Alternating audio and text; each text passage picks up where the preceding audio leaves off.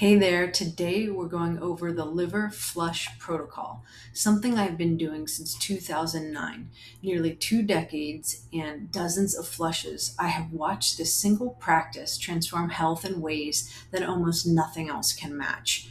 When I started helping others, I would hear testimonials about weight that would not budge, finally releasing, fatigue banished that had become a way of life for some, pain that would go away after years of persistent discomfort. Again and again, the liver flush protocol has been the turning point, and today I'm walking you through the upgraded version of this protocol, refined from nearly 2 decades of personal practice and deep experience. We are living in a period of unprecedented toxic burden. Glyphosate, heavy metals, pharmaceutical residues, seed oils, synthetic hormones, and environmental chemicals all pass through the liver for processing. Add to that the chronic stress patterns driving cortisol overload, and you have a liver that is working harder than any liver in human history was designed to handle. The result shows up in ways that most people do not connect to liver health: unexplained weight gain, persistent fatigue, hormonal imbalances, skin issues, brain fog, joint pain, and sluggish digestion. When I see these patterns in people, the liver is almost always a part of the picture. Before we talk about the actual protocol, the sequencing matters enormously. Skipping it is one of the most common mistakes people make, and it can leave you feeling very sick. Here's why. You must open your drainage pathways first. The lymphatic system, the kidneys, and bile ducts need to be open and flowing before you begin releasing stored toxins from the liver. If drainage is congested, mobilized toxins have nowhere to go and can recirculate and make you feel, well, absolutely terrible. This is why we use powder and oxygen based colon cleanser from Global Healing, because what comes out of the liver needs a clear exit. With the colon cleansing component, you have a way for the toxins to get out of you and quickly. Then and only then can you do the flush itself. You can also add adjuncts like lymphatic creams and do massages. You can do rebounding, hot cold therapy to get your lymphatic system moving. 2 to 3 days before your flush, if you want the deepest cleanse possible, do a fruit fast. Now, you could start 7 days in advance, but 2 to 3 days for most people is doable. Avocados are high in glutathione. Watermelon is also high in glutathione and deeply hydrating. Green juices and tomatoes are excellent choices. Fruit hydrates the body and cleanses the lymph, giving you a cleaner starting point. At minimum, eat clean and avoid fried foods, meat, dairy, and seed oils. The day before, you could consider a castor oil pack over the liver and or a coffee enema. Both significantly increase what comes out by opening those bile ducts and stimulating glutathione production. And for 2 consecutive nights going into your flush, I would recommend taking the 4 to 6 oxy powder pills before bed to ensure the bowels are thoroughly cleared. On the day of your flush, 2 hours before you plan to take the mixture, stop all food and drink. This is important for reducing nausea. Now take your TUDCA, 2 to 4 capsules. This is my upgraded form over the traditional Epsom salt approach. TUDCA opens the bile ducts gently and effectively without the use of a harsh laxative. Then I like to take ketone minerals internally and rub them over the liver area as well. They're liquid minerals, so you could use your own liquid mineral that you like. Taking them internally gives your body the electrolytes and the energy foundation it needs to handle the detox demands ahead. Use your vibration plate if you have one to stimulate lymphatic flow, and then also brew a batch of fresh ginger root tea. You'll want this on hand. It helps with circulation, but it's also incredible if you have any kind of nausea. And you can also get your red light pad out if that's something that you're using. Now, for the mixture itself, you need 3 ounces of the best organic, cold pressed, or ice pressed is even better, olive oil. And you can find Dr. Group also advocates avocado oil. I've never used it, so I'm not sure, but I stick with olive, but he seems to like to change it up or do half and half mix.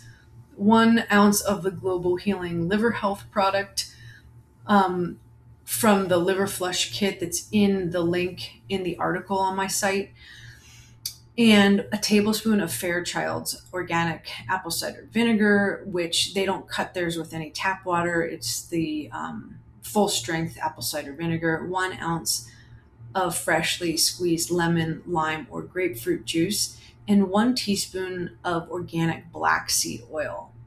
Add everything to a mason jar with a tight fitting lid, and you can shake that vigorously until it's fully combined, or you could always use a blender. Then drink that entire mixture, and following that, you might want to take a sip of ginger tea to just cleanse your palate. Um, if not, you can just go straight to bed and put your legs up in the right side, so that you're on your right side and your legs are up closer to your chest. The position basically encourages the mixture to move toward the liver and the gallbladder, and then you'll just place that red light pad, if you have one, over the liver area. Now, here's the part that goes beyond the physical. The liver in Chinese medicine is the seat of anger and frustration, and use this time to focus, basically releasing any of these stored emotions and old patterns and anything that's not serving you anymore. It's a liver flush is like an emotional release as well. So um, that is really a key thing that you might, have not known. So stay in the position for 30 minutes, and then after that, you can roll on your back for another 30 minutes. For the rest of the day, you're going to want to take it easy. When hunger returns, start with fresh fruit before eating anything heavier. If you're doing this at night, obviously you're just going to be sleeping through it. But I mentioned the daytime protocol because that's the one I do. I start in the morning and then I'm awake for the whole experience. Some people do better at night. Then you would just go to sleep, wake up, and start with something very light in the morning. For those who are ready to go deeper, the advanced additions can significantly enhance what the liver flush protocol releases. Dr. Group is very big on 3 dropperfuls of the first morning midstream urine collected in the morning, and then that's the most potent one, is the first morning urine. So you would add that if you were doing it in the evening. But the main thing is the urine contains urea and powerful immunological transfer factors that help heal epithelial cells, the very cells lining your digestive tract and liver bile ducts. When added to a liver cleanse, it acts as a natural antimicrobial and regenerative agent. It helps to repair and soothe the liver and colon tissues damaged by toxins and poor diet. Then there's the choice of 2 dropperfuls of Insulis, which has glutathione, a master antioxidant critical for detox. It also enhances glucose metabolism and fat metabolism, and helps the liver break down fats and regulates the insulin effectively. And then you add in EDTA and the toxin binder from Global Healing, which helps obviously get rid of toxins. And then adding in some DMSO up to about 9 drops. And this is going to drive the tincture in further and make it more like a superpowered tincture, basically, or a superpowered elixir of oil. The turmeric supplement that comes in the kit can be taken the night before, the day after, to basically reduce inflammation and support the process, support your liver. These additions are for people who have already done several flushes, and I are now ready for deeper work. So I would only suggest those for somebody that was advanced. So this is the question everyone asks, and the answer is both fascinating and encouraging. What is it that you see in the toilet after a liver flush protocol? Like, what is the mix of those materials? And what has your liver been storing for years? some people decades. Well, they can be cholesterol, calcium, fats, lipids, and sometimes parasite residue.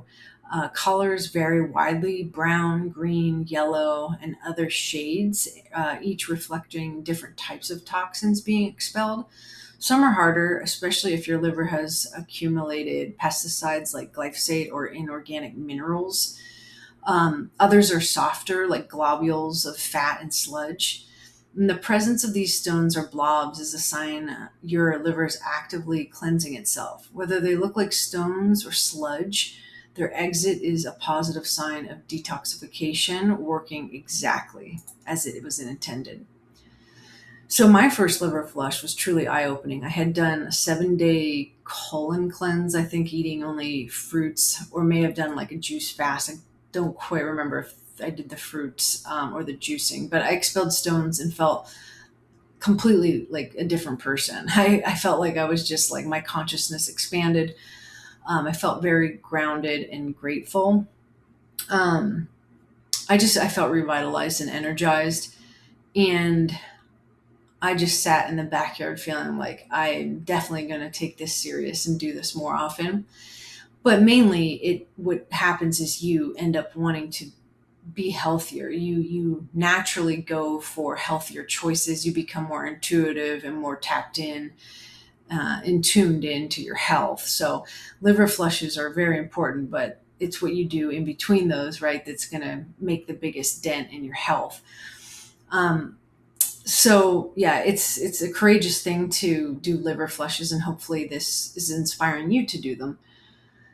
That experience in 2009, I just never looked back. Most people need at least 9 consecutive flushes to truly clean the liver, and then every flush typically yields different material as deeper layers are reached. The changes people report are consistent. I mean, people see weight loss, fatigue lifting, less pain and inflammation, clearer thinking, and greater immune resilience. During the initial cleaning phase, you would do the liver flush every 3 to 4 days until the liver is clean, which typically takes 9 to 18 flushes. Then you can move to maintenance once or twice per month ongoing. And, because it's not a one and done protocol, the liver accumulates continuously, and ongoing maintenance is a part of a committed approach to health, especially in these times. Yeah, given the toxic burden of modern life, it's just kind of a part of the life now. Um, I have been doing this since 2009, and I continue today because the world we live in, well, it requires it. So the liver flush protocol requires a stable health foundation. Use caution or work with a qualified practitioner if you have severe liver disease, large confirmed gallstones, if you're pregnant or breastfeeding, have very frail health or a significantly compromised immune system, or certain chronic illnesses that affect how the body handles toxin mobilization. If you're unsure whether this protocol is appropriate for your specific situation, this is exactly the kind of individualized guidance I offer in my coaching practice. So anyway, your liver has been waiting for this. The symptoms you have been living with, the weight that will not move, the fatigue that never lifts, the brain fog, the hormonal chaos. These are often the liver asking for help in the only language it knows. So start where you are, open your drainage first, clear that colon, begin with some gentle flushes, give it the 9 flush commitment, and watch what shifts. The full protocol, the complete supply checklist with all the product links, and the symptom quiz to assess your liver's need are all at dotasafa.com/liver flush protocol. So thank you for being here, and I really hope this helped you, and I look forward to seeing you in the next presentation.